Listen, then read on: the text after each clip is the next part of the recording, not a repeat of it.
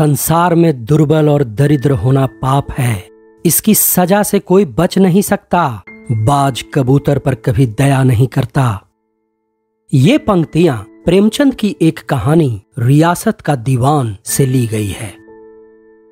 नमस्कार, आइए आज हम लोग मुंशी प्रेमचंद की एक मशहूर कहानी रियासत का दीवान सुनते हैं। महाशय मेहता उन अभागों में थे जो अपने स्वामी को प्रसन्न नहीं रख सकते थे।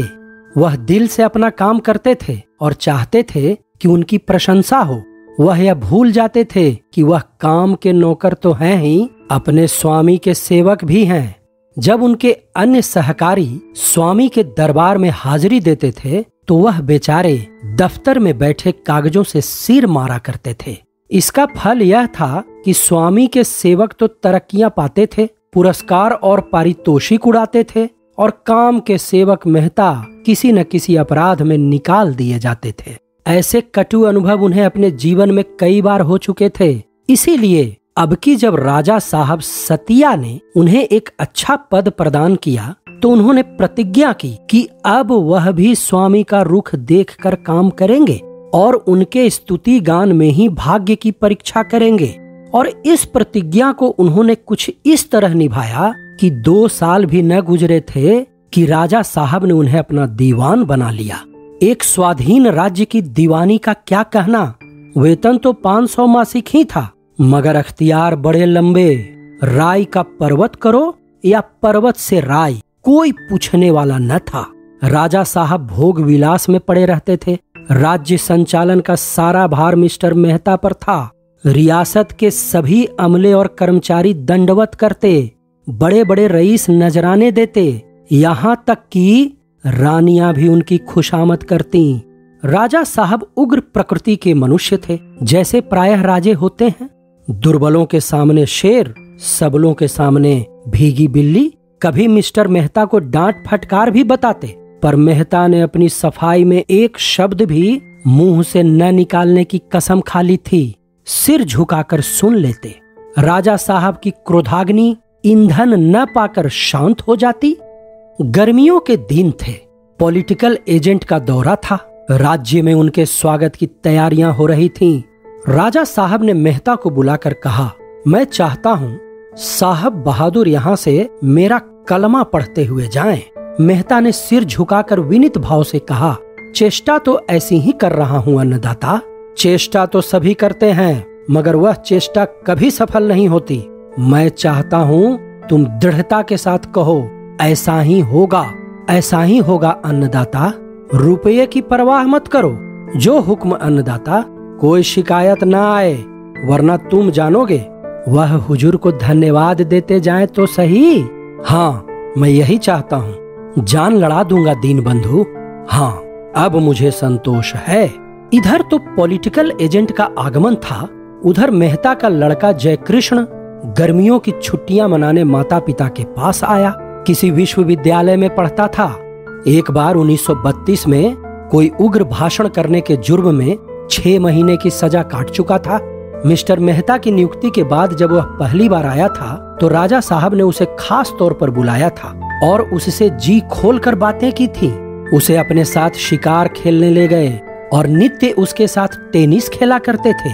जयकृष्ण पर राजा साहब के साम्यवादी विचारों का बड़ा प्रभाव पड़ा था। उसे ज्ञात हुआ कि राजा साहब केवल देशभक्त ही नहीं, क्रांति के समर्थक भी हैं। रूस और फ्रांस की क्रांति पर दोनों में खूब बहस हुई थी, लेकिन अब की यहाँ उसने कुछ और ही रंग देखा।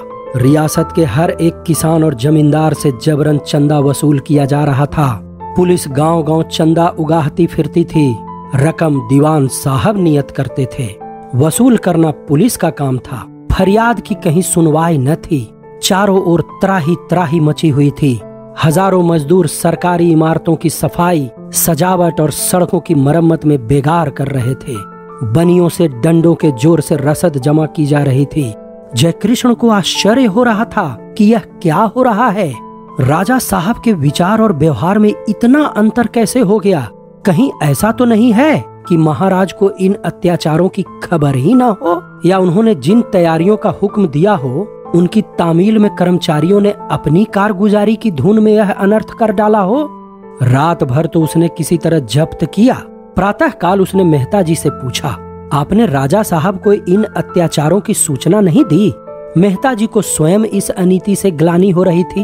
वह स्वभावतः दयालु मनुष्य थे, लेकिन परिस्थितियों ने उन्हें अशक्त कर रखा था। दुखित स्वर में बोले, राजा साहब का यही हुक्म है तो क्या किया जाए? तो आपको ऐसी दशा में अलग हो जाना चाहिए था। आप जानते हैं यह जो कुछ हो रहा है उसकी सारी जिम्मेदारी आपके सिर लादी जा रही है। प्रजा आप ही को अपराधी समझती है। मैं मजबूर हूँ। मैंने कर्मचारियों से बार बार संकेत किया कि यथासाध्य किसी पर सख्ती न की जाए, लेकिन हर एक स्थान पर मैं मौजूद तो नहीं रह सकता। अगर प्रत्यक्ष रूप से हस्तक्षेप करूं तो शायद कर्मचारी लोग महाराज से मेरी शिकायत कर दें। ये लोग ऐसे ही अफसरों की ताक में तो रहते ही हैं। इन्हें तो जनता को लूटने का कोई बहाना चाहिए। जितना सरकारी कोष में जमा करते हैं उससे ज्यादा अपने घर में रख लेते हैं। मैं कुछ नहीं कर सकता। जयकृष्ण ने उत्तेजित होकर कहा, तो आप इस्तीफा क्यों नहीं दे देते? मेहता लज्जित होकर बोले, बेशक मेरे लिए मुनासिब तो यही था, लेकिन जीवन में इतने धक्के खा चुका हूँ कि अब और सहने की शक्ति नहीं रही। यह निश्चय है कि नौकरी करके मैं अपने को बेदाग नहीं रख सकता। धर्म और अधर्म, सेवा और परमार्थ के झमेलों में पड़कर मैंने बहुत ठोकरें खाई। मैंने देख लिया है कि दुनिया दुनियादारों के लिए है जो अवसर और काल देखकर काम करते हैं। सिद्धांतवादियों के लिए यह अनुकूल स्थान नहीं है। जयकृष्ण ने तिरस्कार भरे स्वर में पूछा, मैं राजा साहब के पास जाऊं? क्या तुम समझते हो राजा साहब से ये बातें छिपी हैं? संभव है प्रजा की दुख कथा सुनकर उन्हें कुछ दया आए? मिस्टर मेहता को इसमें क्या आपत्ति हो सकती थी? वह तो खुद चाहते थे कि किसी तरह अन्याय का बोझ उनके सिर से उतर जाए। हाँ, यह भय अवश्य था कि कहीं जयकृष्ण की सत्य प्रेरणा उनके लिए हानिकारक न हो और कहीं उन्हें इस सम्मान और अधिकार से हाथ न धोना पड़े।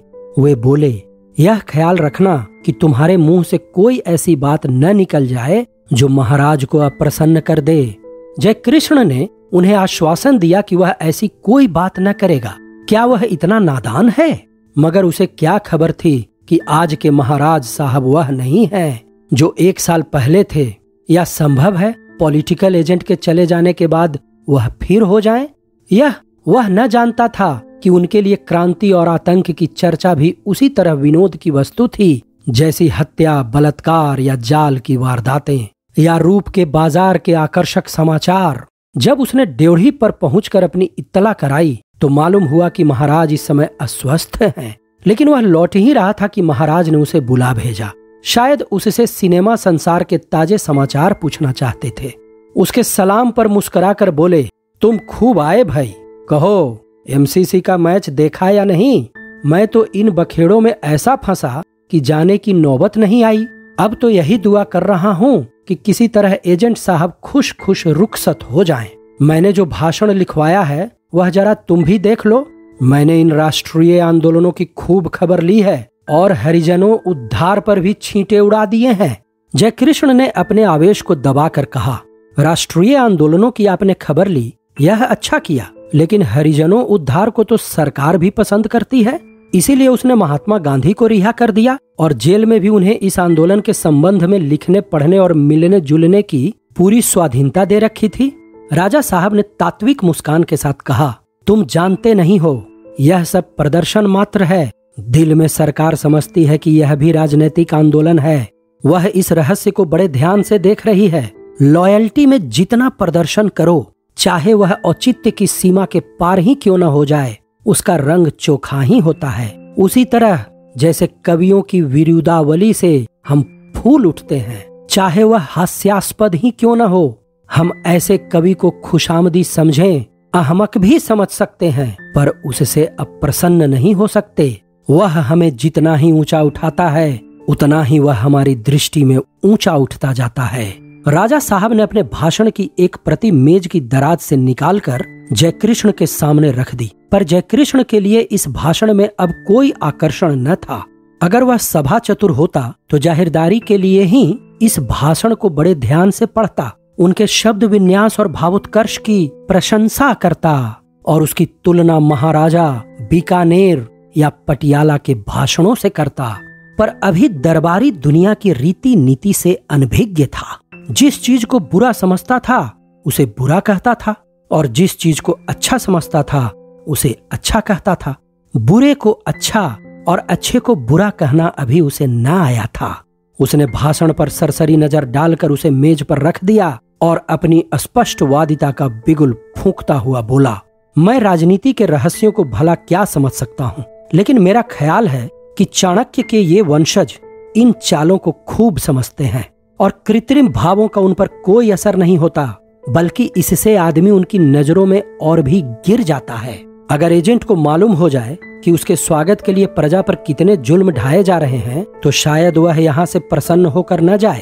फिर मैं तो प्रजा की दृष्टि से देखता हूँ, एजेंट की प्रसन्नता आपके लिए लाभप्रद हो सकती है, प्रजा को तो उससे हानि ही होगी। राजा साहब अपने किसी काम की आलोचना नहीं सह सकते थे। उनका क्रोध पहले जिरहों के रूप में निकलता, फिर तर्क का आकार धारण कर लेता और अंत में भूकंप के आवेश से उबल पड़ता था, जिससे उनका स्थूल शरीर, कुर्सी, मेज, दीवारें और छत सभी में भीषण कंपन होने लगता था। तिरछी आंखों से देखकर बोले, क्या हानि होगी, जरा सुनो। जयकृष्ण समझ गया कि क्रोध की मशीन गन चक्कर में है और घातक विस्फोट होने ही वाला है। संभल कर बोला, इसे आप मुझसे ज्यादा समझ सकते हैं। नहीं, मेरी बुद्धि इतनी प्रखर नहीं है, आप बुरा मान जाएंगे। क्या तुम समझते हो मैं बारूद का ढेर हूँ? बेहतर है आप इसे न पूछें, तुम्हें बतलाना पड़ेगा। और आप ही आप उनकी मुट्ठियां बंध गईं, तुम्हें बतलाना पड़ेगा। इसी वक्त जयकृष्ण यह धौंस क्यों सहने लगा? क्रिकेट के मैदान में राजकुमारों पर रोब जमाया करता था, बड़े बड़े हुक्काम की चुटकियां लेता था। बोला, अभी आपके दिल में पॉलिटिकल एजेंट का कुछ भय है। आप प्रजा पर जुल्म करते डरते हैं। जब वह आपके एहसानों से दब जाएगा आप स्वच्छंद हो जाएंगे और प्रजा की फरियाद सुनने वाला कोई न रहेगा। राजा साहब प्रज्वलित नेत्रों से ताकते हुए बोले, मैं एजेंट का गुलाम नहीं हूँ कि उससे डरूं। कोई कारण नहीं है कि मैं उससे डरूं, बिल्कुल कारण नहीं है। मैं पॉलिटिकल एजेंट की इसलिए खातिर करता हूँ कि वह हिज मैजेस्टी का प्रतिनिधि है। मेरे और हिज मैजेस्टी के बीच में भाईचारा है। एजेंट केवल उनका दूत है, मैं केवल नीति का पालन कर रहा हूँ। मैं विलायत जाऊँ तो हिज मैजेस्टी भी इसी तरह मेरा सत्कार करेंगे। मैं डरूं क्यों? मैं अपने राज्य का स्वतंत्र राजा हूँ, जिसे चाहूँ फांसी दे सकता हूँ। मैं किसी से क्यों डरने लगा? डरना नामर्दों का काम है। मैं ईश्वर से भी नहीं डरता। डर क्या वस्तु है यह मैंने आज तक नहीं जाना। मैं तुम्हारी तरह कॉलेज का मुंहफट छात्र नहीं हूँ कि क्रांति और आजादी की हाँक लगाता फिरूं। तुम क्या जानो क्रांति क्या चीज है? तुमने केवल उसका नाम सुन लिया है, उसके लाल दृश्य आंखों से नहीं देखे। बंदूक की आवाज सुनकर तुम्हारा दिल कांप उठेगा। क्या तुम चाहते हो मैं एजेंट से कहूँ प्रजा तबाह है, आपके आने की जरूरत नहीं है? मैं इतना आतिथ्य शून्य नहीं हूँ। मैं अंधा नहीं हूँ, अहमक नहीं हूँ। प्रजा की दशा का मुझे तुमसे कहीं अधिक ज्ञान है। तुमने उसे बाहर से देखा है, मैं उसे नित्य भीतर से देखता हूँ। तुम मेरी प्रजा को क्रांति का स्वप्न दिखाकर उसे गुमराह नहीं कर सकते। तुम मेरे राज्य में विद्रोह और असंतोष के बीज नहीं बो सकते। तुम्हें अपने मुंह पर ताला लगाना होगा। तुम मेरे विरुद्ध एक शब्द भी मुंह से नहीं निकाल सकते, चू भी नहीं कर सकते। डूबते हुए सूरज की किरणें महराबी दीवान खाने के रंगीन शीशों से होकर राजा साहब के क्रोधोन्मत्त मुखमंडल को और भी रंजित कर रही थी। उनके बाल नीले हो गए थे, आंखें पीली, चेहरा लाल और देह हरी। मालूम होता था प्रेत लोक का कोई पिशाच है। जयकृष्ण की सारी उद्दंडता हवा हो गई। राजा साहब को इस उन्माद की दशा में उसने कभी न देखा था, लेकिन इसके साथ ही उसका आत्म गौरव इस ललकार का जवाब देने के लिए व्याकुल हो रहा था। जैसे विनय का जवाब विनय है, वैसे ही क्रोध का जवाब क्रोध है। जब वह आतंक और भय, अदब और लिहाज के बंधनों को तोड़कर निकल पड़ता है। उसने भी राजा साहब को आग्नेय नेत्रों से देखकर कहा, मैं अपनी आंखों से यह अत्याचार देखकर मौन नहीं रह सकता। राजा साहब ने आवेश से खड़े होकर मानो उसकी गर्दन पर सवार होते हुए कहा, तुम्हें यहाँ जबान खोलने का कोई हक नहीं है। प्रत्येक विचारशील मनुष्य को अन्याय के विरुद्ध आवाज उठाने का हक है। आप वह हक मुझसे नहीं छीन सकते। मैं सब कुछ कर सकता हूँ, आप कुछ नहीं कर सकते। मैं तुम्हें अभी जेल में बंद कर सकता हूँ, आप मेरा बाल भी बांका नहीं कर सकते। इसी वक्त मिस्टर मेहता बदहवास से कमरे में आए और जयकृष्ण की ओर कोप भरी आंखें उठाकर बोले, कृष्णा, निकल जा यहाँ से, अभी मेरी आंखों से दूर हो जा, और खबरदार फिर मुझे अपनी सूरत न दिखाना। मैं तुझ जैसे कपूत का मुंह नहीं देखना चाहता। जिस थाल में खाता है उसी में छेद करता है, बेअदब कहीं का। अब अगर जबान खोली तो मैं तेरा खून पी जाऊंगा। जय कृष्ण ने हिंसा विक्षिप्त पिता को घृणा की आंखों से देखा और अकड़ता हुआ गर्व से सिर उठाए दीवान खाने के बाहर निकल गया। राजा साहब ने कोच पर लेटकर कहा, बदमाश आदमी है, पल्ले सिरे का बदमाश। मैं नहीं चाहता कि ऐसा खतरनाक आदमी एक क्षण भी रियासत में रहे। तुम उससे जाकर कहो इसी वक्त यहाँ से चला जाए, वरना उसके हक में अच्छा न होगा। मैं केवल आपकी मुरौवत से गम खा गया, नहीं तो इसी वक्त इसका मजा चखा सकता था। केवल आपकी मुरौवत ने हाथ पकड़ लिया। आपको तुरंत निर्णय करना पड़ेगा, इस रियासत की दीवानी या लड़का। अगर दीवानी चाहते हो तो तुरंत उसे रियासत से निकाल दो और कह दो कि फिर कभी मेरी रियासत में पांव न रखे। लड़के से प्रेम है तो आज ही रियासत से निकल जाइए। आप यहाँ से कोई चीज नहीं ले जा सकते, एक पाई की भी चीज नहीं। जो कुछ है वह रियासत की है। बोलिए, क्या मंजूर है? मिस्टर मेहता ने क्रोध के आवेश में जयकृष्ण को डांट तो बतलाई थी, पर यह न समझे थे कि मामला इतना तूल खींचेगा। एक क्षण के लिए वह सन्नाटे में आ गए, सिर झुकाकर परिस्थिति पर विचार करने लगे। राजा उन्हें मिट्टी में मिला सकता है, वह यहाँ बिल्कुल बेबस है। कोई उनका साथी नहीं, कोई उनकी फरियाद सुनने वाला नहीं। राजा उन्हें भिखारी बनाकर छोड़ देगा। इस अपमान के साथ निकाले जाने की कल्पना करके वह कांप उठे। रियासत में उनके बैरियों की कमी न थी। सब के सब मुसलों ढाल बजाएंगे। जो आज उनके सामने भीगी बिल्ली बने हुए हैं, कल शेरों की तरह गुर्राएंगे। फिर इस उम्र में अब उन्हें नौकर ही कौन रखेगा? निर्दयी संसार के सामने क्या फिर उन्हें हाथ फैलाना पड़ेगा? नहीं, इससे तो यह कहीं अच्छा है कि वह यहीं पड़े रहें। कंपित स्वर में बोले, मैं आज ही उसे घर से निकाल देता हूँ अन्नदाता। आज नहीं, इसी वक्त निकाल दूंगा, हमेशा के लिए, हमेशा के लिए। अच्छी बात है, जाइए और आधे घंटे के अंदर मुझे सूचना दीजिए। मिस्टर मेहता घर चले तो मारे क्रोध के उनके पांव कांप रहे थे, देह में आग लगी हुई थी। इस लौंडे के कारण आज उन्हें कितना अपमान सहना पड़ा। गधा चला है यहाँ अपने साम्यवाद का राग अलापने। अब बच्चा को मालूम होगा जबान पर लगाम न रखने का क्या नतीजा होता है। मैं क्यों उसके पीछे गली गली ठोकरें खाऊं? हाँ, मुझे यह पद और सम्मान प्यारा है। क्यों न प्यारा हो? इसके लिए बरसों एड़ियां रगड़ी हैं, अपना खून और पसीना एक किया है। यह अन्याय बुरा जरूर लगता है, लेकिन बुरी लगने की एक यही बात तो नहीं है, और हजारों बातें तो बुरी लगती हैं। जब किसी बात का उपाय मेरे पास नहीं तो इस मुआमले के पीछे क्यों अपनी जिंदगी खराब करूं? उन्होंने घर आते ही आते पुकारा, जय कृष्ण। सुनीता ने कहा, जय कृष्ण तो तुमसे पहले ही राजा साहब के पास गया था, तब से यहाँ कब आया? अब तक यहाँ नहीं आया। वह तो मुझसे पहले ही चल चुका था। वह फिर बाहर आए और नौकरों से पूछना शुरू किया। अब भी उसका पता न था, मारे डर के कहीं छिप रहा होगा, और राजा ने आध घंटे में इत्तला देने का हुक्म दिया है। यह लौंडा न जाने क्या करने पर लगा हुआ है। आप तो जाएगा ही, मुझे भी अपने साथ ले डूबेगा। सहसा एक सिपाही ने एक पुर्जा लाकर उनके हाथ में रख दिया। अच्छा, यह तो जयकृष्ण की लिखावट है। वह लिखता है, इस दुर्दशा के बाद मैं इस रियासत में एक क्षण भी नहीं रह सकता। मैं जाता हूँ। आपको अपना पद और मान अपनी आत्मा से ज्यादा प्रिय है। आप खुशी से उसका उपभोग कीजिए। मैं फिर आपको तकलीफ देने न आऊंगा। अम्मा से मेरा प्रणाम कहिएगा। मेहता ने पुर्जा लाकर सुनीता को दिखाया और खिन्न होकर बोले, इसे न जाने कब समझ आएगी, लेकिन बहुत अच्छा हुआ। अब लाला को मालूम होगा दुनिया में किस तरह रहना चाहिए। बिना ठोकरे खाए आदमी की आंखें नहीं खुलती। मैं ऐसे तमाशे बहुत खेल चुका। अब इस कुराफात के पीछे अपना शेष जीवन नहीं बर्बाद करना चाहता। इतना कहकर वे तुरंत राजा साहब को सूचना देने चले। दम से दम में सारी रियासत में यह समाचार फैल गया। जयकृष्ण अपने शील स्वभाव के कारण जनता में बड़ा प्रिय था। लोग बाजारों और चरस्तों पर खड़े हो होकर इस कांड पर आलोचना करने लगे। अजी, वह आदमी नहीं था भाई, उसे किसी देवता का अवतार समझो। महाराज के पास जाकर बेधड़क बोला, अभी बेगार बंद कीजिए वरना शहर में हंगामा हो जाएगा। राजा साहब की तो जबान बंद हो गई, बगले झांकने लगे। शेर है शेर, उम्र तो कुछ नहीं पर आफत का परकाला है, और वह यह बेगार बंद करा के रहता हमेशा के लिए। राजा साहब को भागने की राह न मिलती।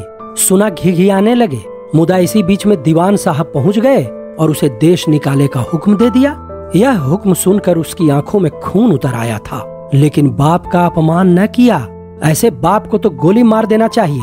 बाप है या दुश्मन, वह कुछ भी हो, है तो बाप ही। सुनीता सारे दिन बैठी रोती रही, जैसे कोई उसके कलेजा में बर्छियां चुभो रहा था। बेचारा न जाने कहाँ चला गया, अभी जलपान तक न किया था। चूल्हे में जाए ऐसा भोग विलास जिसके पीछे उसे बेटे को त्यागना पड़े। हृदय में ऐसा उद्वेग उठा कि इसी दंपति और घर को छोड़कर रियासत से निकल जाए, जहाँ ऐसे नर पिशाचों का राज्य है। इन्हें अपनी दीवानी प्यारी है, उसे लेकर रहे। वह अपने पुत्र के साथ उपवास करेगी, पर उसे आंखों से देखती तो रहेगी। एकाएक वह उठकर महारानी के पास चली। वह उनसे फरियाद करेगी। उन्हें भी ईश्वर ने बालक दिए हैं, उन्हें क्या एक अभिमानी माता पर दया ना आवेगी? इसके पहले भी वह कई बार महारानी के दर्शन कर चुकी थी। उसका मुरझाया हुआ मन आशा से लहलहा उठा, लेकिन रनिवास में पहुंची तो देखा कि महारानी के तेवर भी बदले हुए हैं। उसे देखते ही बोली, तुम्हारा लड़का बड़ा उज्जड है, जरा भी अदब नहीं। किससे किस तरह बात करनी चाहिए इसका जरा भी सलीका नहीं। न जाने विश्वविद्यालय में क्या पढ़ा करता है, आज महाराज से उलझ बैठा। कहता था बेगार बंद कर दीजिए और एजेंट साहब के स्वागत सत्कार की कोई तैयारी न कीजिए। इतनी समझ भी उसे नहीं है कि इस तरह कोई राजा कई घंटे गद्दी पर रह सकता है। एजेंट बहुत बड़ा अफसर न सही, लेकिन है तो बादशाह का प्रतिनिधि। उसका आदर सत्कार करना तो हमारा धर्म है। फिर ये बेगार किस दिन काम आएंगे? उन्हें रियासत से जागीरें मिली हुई हैं, किस दिन के लिए? प्रजा में विद्रोह की आग भड़काना कोई भले आदमी का काम है? जिस पत्तल में खाओ उसी में छेद करो। महाराज ने दीवान साहब का मुलाहजा किया, नहीं तो उसे हिरासत में डलवा देते। अब बच्चा नहीं है, खासा 5 हाथ का जवान है, सब कुछ देखता और समझता है। हम हाकिमों से बैर करें तो कै दिन निबाह हो, उसका क्या बिगड़ता है? कहीं 150 की चाकरी पा जाएगा, यहाँ तो करोड़ों की रियासत बर्बाद हो जाएगी। सुनीता ने आंचल फैलाकर कहा, महारानी बहुत सत्य कहती हैं, पर अब तो उसका अपराध क्षमा कीजिए। बेचारा लज्जा और भय के मारे घर नहीं गया, न जाने किधर चला गया। हमारे जीवन का यही एक अवलंब है महारानी, हम दोनों रो रो कर मर जाएंगे। आंचल फैलाकर आपसे भीख मांगती हूँ, उसको क्षमा दान दीजिए। माता के हृदय को आपसे ज्यादा और कौन समझेगा? आप महाराज से सिफारिश कर दें। महारानी ने अपनी बड़ी बड़ी आंखों से उसकी ओर देखा, मानो वह कोई बड़ी अनोखी बात कह रही हो, और अपने रंगे हुए होठों पर अंगूठियों से जगमगाती हुई उंगली रखकर बोली, क्या कहती हो सुनीता देवी? उस युवक की महाराज से सिफारिश करूं जो हमारी जड़ खोदने पर तुला हुआ है? आस्तीन में सांप पालूं? तुम किस मुंह ऐसी बात कहती हो? और महाराज मुझे क्या कहेंगे? ना, मैं इसके बीच में न पड़ूंगी। उसने जो बीज बोए हैं उनका वह फल खाए। मेरा लड़का ऐसा नालायक होता तो उसका मुंह न देखती, और तुम ऐसे बेटे की सिफारिश करती हो? सुनीता ने आंखों में आंसू भरकर कहा, महारानी ऐसी बातें आपके मुंह से शोभा नहीं देती। महारानी मसनद टेक कर उठ बैठी और तिरस्कार भरे स्वर में बोली, अगर तुमने सोचा कि मैं तुम्हारे आंसू पोंछूंगी तो तुमने भूल की। हमारे द्रोही की सिफारिश लेकर हमारे पास आना, इसके सिवा और क्या है कि तुम उसके अपराध को बाल क्रीड़ा समझ रही हो? अगर तुमने उसके अपराध की भीषणता का ठीक अनुमान किया होता तो मेरे पास कभी न आती। जिसने इस रियासत का नमक खाया हो वह रियासत के द्रोही की पीठ सहलाए? वह स्वयं राजद्रोही है, इसके सिवा और क्या कहूँ? सुनीता भी गर्म हो गई। पुत्र स्नेह मयान के बाहर निकल आया। वह बोली, राजा का कर्तव्य केवल अपने अफसरों को प्रसन्न करना नहीं है, प्रजा को पालने की जिम्मेदारी इससे कहीं बढ़कर है। उसी समय महाराज ने कमरे में कदम रखा। रानी ने उठकर स्वागत किया और सुनीता सिर झुकाए निष्पन्द खड़ी रह गई। राजा ने व्यंग्यपूर्ण मुस्कान के साथ पूछा, यह कौन महिला तुम्हें राजा के कर्तव्य का उपदेश दे रही थी? रानी ने सुनीता की ओर आंख मारकर कहा, यह दीवान साहब की धर्म पत्नी है। राजा साहब की त्योरियां चढ़ गईं। ओठ चबाकर बोले, जब माँ ऐसी पैनी छुरी है तो लड़का क्यों न जहर का बुझाया हुआ हो? देवी जी, मैं तुमसे यह शिक्षा नहीं लेना चाहता कि राजा का अपनी प्रजा के साथ क्या धर्म है। यह शिक्षा मुझे कई पीढ़ियों से मिलती चली आई है। बेहतर हो कि तुम किसी से यह शिक्षा प्राप्त कर लो कि स्वामी के प्रति उसके सेवक का क्या धर्म है, और जो नमक हराम है उसके साथ स्वामी को कैसा व्यवहार करना चाहिए। यह कहते हुए राजा साहब उसी उन्माद की दशा में बाहर चले गए। मिस्टर मेहता घर जा रहे थे। राजा साहब ने कठोर स्वर में पुकारा, सुनिए मिस्टर मेहता, आपके सपूत तो विदा हो गए, लेकिन मुझे अभी मालूम हुआ कि आपकी देवी जी राजद्रोह के मैदान में उनसे भी 2 कदम आगे हैं। बल्कि मैं तो कहूंगा वह केवल रिकॉर्ड है जिसमें देवी जी की आवाज ही बोल रही है। मैं नहीं चाहता कि जो व्यक्ति रियासत का संचालक हो उसके साये में रियासत के विद्रोहियों को आश्रय मिले। आप खुद इस दोष से मुक्त नहीं हो सकते। यह हरगिज मेरा अन्याय न होगा यदि मैं यह अनुमान कर लूं कि आप ही ने यह मंत्र फूंका है।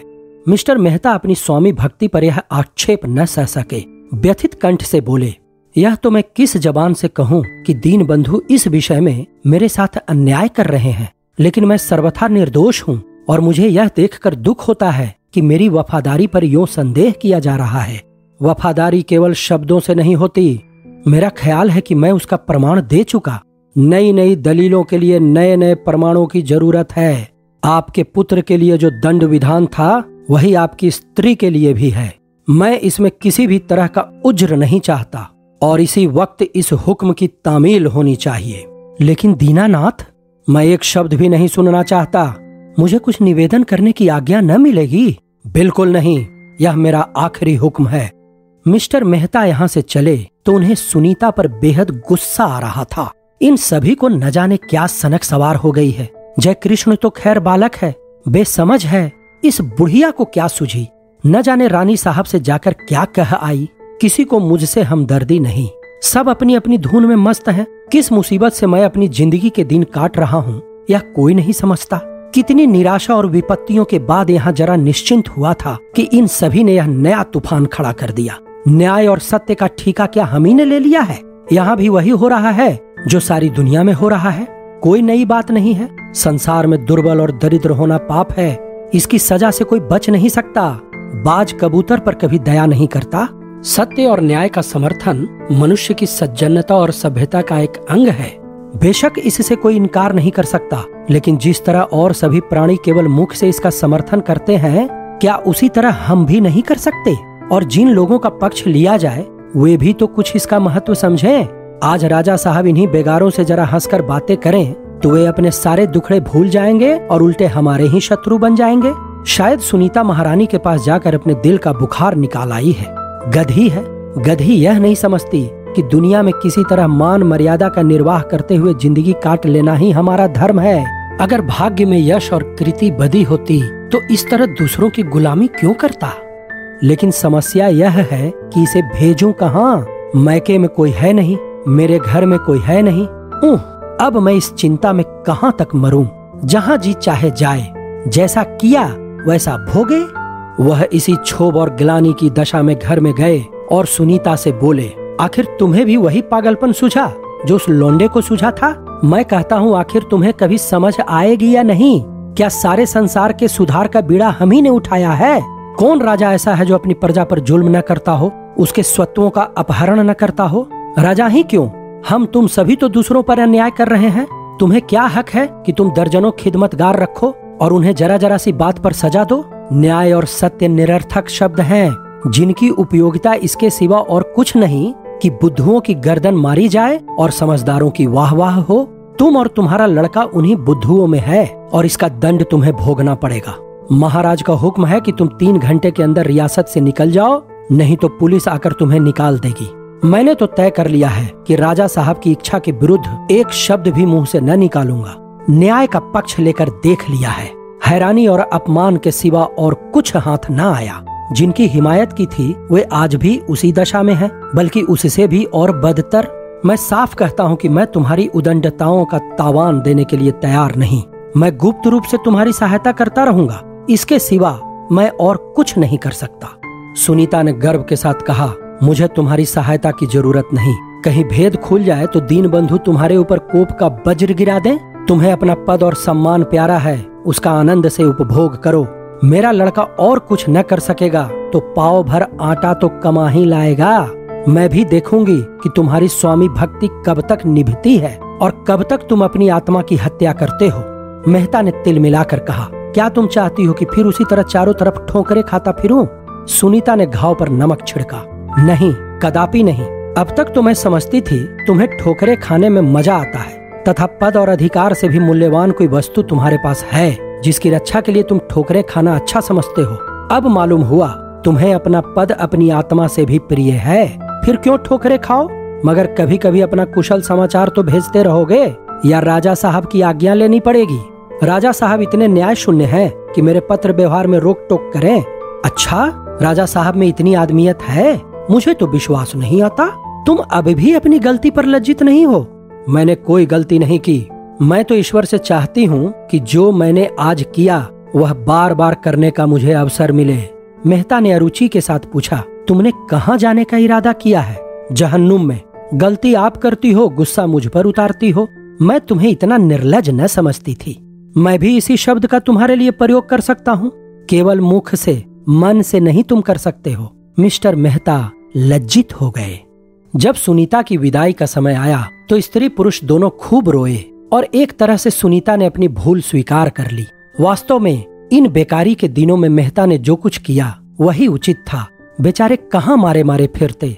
पॉलिटिकल एजेंट साहब पधारे और कई दिनों तक खूब दावतें खाई और खूब शिकार खेला। राजा साहब ने उनकी तारीफ की, उन्होंने राजा साहब की तारीफ की। राजा साहब ने उन्हें अपनी लॉयल्टी का विश्वास दिलाया, उन्होंने सतिया राज्य को आदर्श कहा और राजा साहब को न्याय और सेवा का अवतार स्वीकार किया और 3 दिन में रियासत को 2.5 लाख की चपत देकर विदा हो गए। मिस्टर मेहता का दिमाग आसमान पर था। सभी उनकी कारगुजारी की प्रशंसा कर रहे थे। एजेंट साहब तो उनकी दक्षता पर मुग्ध हो गए। उन्हें राय साहब की उपाधि मिली और उनके अधिकारों में भी वृद्धि हुई। उन्होंने अपनी आत्मा को उठाकर ताक पर रख दिया था। उनकी यह साधना कि महाराज और एजेंट दोनों उनसे प्रसन्न रहे संपूर्ण रीति से पूरी हो गई। रियासत में ऐसा स्वामी भक्त सेवक दूसरा न था। राजा साहब अब कम से कम 3 साल के लिए निश्चिंत थे। एजेंट खुश है तो फिर किसका भय। कामुकता, लंपटता और भांति भांति के दुर्व्यसनों की लहर प्रचंड हो उठी। सुंदरियों की टोह लगाने के लिए सुराग रसानों का एक विभाग खुल गया जिसका संबंध सीधे राजा साहब से था। एक बूढ़ा खुर्राट जिसका पेशा हिमालय की परियों को फंसाकर राजाओं को लूटना था और जो इसी पेशे की बदौलत राज दरबारों में पूजा जाता था, इस विभाग का अध्यक्ष बना दिया गया। नई नई चिड़ियां आने लगीं। भय, लोभ और सम्मान सभी अस्त्रों से शिकार खेला जाने लगा। लेकिन एक ऐसा अवसर भी पड़ा जब इस तिकड़म की सारी सामूहिक और वैयक्तिक चेष्टाएं निष्फल हो गईं और गुप्त विभाग ने निश्चय किया कि इस बालिका को किसी तरह उड़ा लाया जाए और इस महत्वपूर्ण कार्य के संपादन का भार मिस्टर मेहता पर रखा गया, जिनसे ज्यादा स्वामी भक्त सेवक रियासत में दूसरा न था। उनके ऊपर महाराजा साहब को पूरा विश्वास था। दूसरों के विषय में संदेह था कि कहीं रिश्वत लेकर शिकार बहका न दे या भंडा फोड़ न कर दे या अमानत में खयानत कर बैठे। मेहता की ओर से किसी तरह की उन बातों की शंका न थी। रात को 9 बजे उनकी तलबी हुई। अन्नदाता ने हुजूर को याद किया है। मेहता साहब ड्योढ़ी पर पहुंचे तो राजा साहब पाई बाग में टहल रहे थे। मेहता को देखते ही बोले, आइए मिस्टर मेहता, आपसे एक खास बात में सलाह लेनी है। यहाँ कुछ लोगों की राय है कि सिंह द्वार के सामने आपकी एक प्रतिमा स्थापित की जाए जिससे चिरकाल तक आपकी यादगार कायम रहे। आपको तो शायद इसमें कोई आपत्ति न होगी और यदि हो भी तो लोग इस विषय में आपकी अवज्ञा करने पर भी तैयार हैं। सतिया राज्य की आपने जो अमूल्य सेवा की है उसका पुरस्कार तो कोई क्या दे सकता है, लेकिन जनता के हृदय में आपसे जो श्रद्धा है उसे तो वह किसी न किसी रूप में प्रकट ही करेगी। मेहता ने बड़ी नम्रता से कहा, यह अन्नदाता की गुण ग्राहकता है। मैं तो एक तुच्छ सेवक हूँ। मैंने जो कुछ किया यह इतना ही है कि नमक का हक अदा करने का सदैव प्रयत्न किया, मगर मैं इस सम्मान के योग्य नहीं हूँ। राजा साहब ने कृपालु भाव से हंसकर कहा, आप योग्य हैं या नहीं इसका निर्णय आपके हाथों में नहीं है मिस्टर मेहता। आपकी दीवानी यहाँ न चलेगी। हम आपका सम्मान नहीं कर रहे हैं, अपनी भक्ति का परिचय दे रहे हैं। थोड़े दिनों में न हम रहेंगे न आप रहेंगे। उस वक्त भी यह प्रतिमा अपनी मुख वाणी से कहती रहेगी कि पिछले लोग अपने उद्धारकों का आदर करना जानते थे। मैंने लोगों से कह दिया है कि चंदा जमा करें। एजेंट साहब ने अब की जो पत्र लिखा है उसमें आपको खास तौर से सलाम लिखा है। मेहता ने जमीन में गड़कर कहा, यह उनकी उदारता है। मैं तो जैसा आपका सेवक हूँ वैसा ही उनका भी सेवक हूँ। राजा साहब कई मिनट तक फूलों की बहार देखते रहे, फिर इस तरह बोले मानो कोई भूली हुई बात याद आ गई हो। मेहता साहब, तहसील खास में एक गांव लगनपुर है, आप कभी वहाँ गए हैं? हाँ अन्नदाता, एक बार गया हूँ। वहाँ एक धनी साहूकार है, उसी के दीवान खाने में ठहरा था। अच्छा आदमी है। हाँ, ऊपर से बहुत अच्छा आदमी है, लेकिन अंदर से पक्का पिशाच। आपको शायद मालूम न हो, इधर कुछ दिनों से महारानी का स्वास्थ्य बहुत बिगड़ गया है और मैं सोच रहा हूँ कि उन्हें किसी सैनिटोरियम में भेज दूं। वहाँ सब तरह की चिंताओं एवं झंझटों से मुक्त होकर वह आराम से रह सकेंगी। लेकिन रनिवास में एक रानी का रहना लाजिमी है। अफसरों के साथ उनकी लेडियां भी आती हैं और भी कितने अंग्रेज मित्र अपनी लेडियों के साथ मेरे मेहमान होते रहते हैं। कभी राजे महाराजे भी रानियों के साथ आ जाते हैं। रानी के बगैर लेडियों का आदर सत्कार कौन करेगा? मेरे लिए यह वैयक्तिक प्रश्न नहीं है, राजनैतिक समस्या है और शायद आप भी मुझसे सहमत होंगे। इसीलिए मैंने दूसरी शादी करने का इरादा कर लिया है। उस साहूकार की एक लड़की है जो कुछ दिनों अजमेर में शिक्षा पा चुकी है। मैं एक बार उस गांव से होकर निकला तो मैंने उसे अपने घर की छत पर खड़ी देखा। मेरे मन में तुरंत भावना उठी कि अगर यह रमणी रनिवास में आ जाए तो रनिवास की शोभा बढ़ जाए। मैंने महारानी की अनुमति लेकर साहूकार के पास संदेशा भेजा, किंतु मेरे द्रोहियों ने उसे कुछ ऐसी पट्टी पढ़ा दी कि उसने मेरा संदेशा स्वीकार न किया। कहता है कन्या का विवाह हो चुका है। मैंने कहला भेजा, इसमें कोई हानि नहीं, मैं तावान देने को तैयार हूँ, लेकिन वह दुष्ट बराबर इनकार किए जाता है। आप जानते हैं, प्रेम असाध्य रोग है। आपको भी शायद इसका कुछ न कुछ अनुभव हो। बस यह समझ लीजिए कि जीवन निरानंद हो रहा है। नींद और आराम हराम है। भोजन से अरुचि हो गई है। अगर कुछ दिन यही हाल रहा तो समझ लीजिए कि मेरी जान पर बन आएगी। सोते जागते वही मूर्ति आंखों के सामने नाचती रहती है। मन को समझाकर हार गया और अब विवश होकर मैंने कूटनीति से काम लेने का निश्चय किया है। प्रेम और समर में सब कुछ क्षम्य है। मैं चाहता हूँ आप थोड़े से मातबर आदमियों को लेकर जाएं और उस रमणी को किसी तरह ले आएं। खुशी से आए खुशी से, बल से आए बल से, इसकी चिंता नहीं। मैं अपने राज्य का मालिक हूँ। इसमें जिस वस्तु पर मेरी इच्छा हो उस पर किसी दूसरे व्यक्ति का नैतिक या सामाजिक स्वत्व नहीं हो सकता। यह समझ लीजिए कि आप ही मेरे प्राणों की रक्षा कर सकते हैं। कोई दूसरा ऐसा आदमी नहीं है जो इस काम को इतने सुचारू रूप से पूरा कर दिखाए। आपने राज्य की बड़ी बड़ी सेवाएं की हैं। यह उस यज्ञ की पूर्णाहुति होगी और आप जन्म जन्मांतर तक राजवंश के इष्ट देव समझे जाएंगे। मिस्टर मेहता का मरा हुआ आत्मगौरव एकाएक सचेत हो गया। जो रक्त चीरकाल से प्रवाह शून्य हो गया था उसमें सहसा उद्रेक हो उठा। त्योरियां चढ़ाकर बोले, तो आप चाहते हैं मैं उसे किडनैप करूं?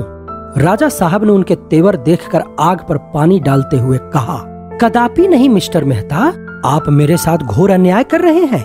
मैं आपको अपना प्रतिनिधि बनाकर भेज रहा हूँ। कार्य सिद्धि के लिए आप जिस नीति से चाहें काम ले सकते हैं। आपको पूरा अधिकार है। मिस्टर मेहता ने और भी उत्तेजित होकर कहा, मुझसे ऐसा पाजीपन नहीं हो सकता है। राजा साहब की आंखों से चिंगारियां निकलने लगी। अपने स्वामी की आज्ञा पालन करना पाजीपन है? जो आज्ञा नीति और धर्म के विरुद्ध हो उसका पालन करना बेशक पाजीपन है। किसी स्त्री से विवाह का प्रस्ताव करना नीति और धर्म के विरुद्ध है। इसे आप विवाह कहकर विवाह शब्द को कलंकित करते हैं। यह बलात्कार है। आप अपने होश में हो? खूब अच्छी तरह से मैं होश में हूँ। मैं आपको धूल में मिला सकता हूँ तो आपकी गद्दी भी सलामत न रहेगी राजा साहब। मेरी नेकियों का यही बदला है, नमक हराम। आप अब शिष्टता की सीमा से आगे बढ़े जा रहे हैं राजा साहब। मैंने अब तक अपनी आत्मा की हत्या की है और आपके हर एक जा और बेजा हुक्म की तामील की है। लेकिन आत्म सेवा की भी एक हद होती है जिसके आगे कोई भला आदमी नहीं जा सकता।